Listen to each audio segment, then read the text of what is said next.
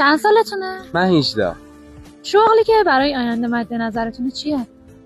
قطعا هر کی واسه خودش کار کنه، کارگر نباشه، حالا هر چی هم که باشه.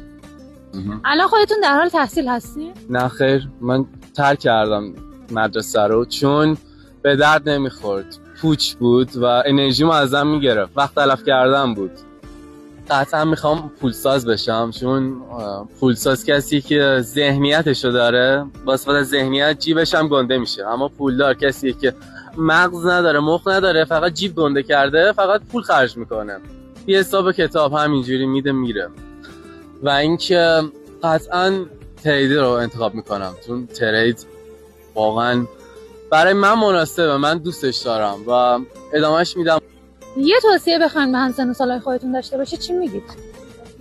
درس و مدرسه واسه کسیه که میخواد استاد دانشگاه رو بشه، اون بعد ادامه بده.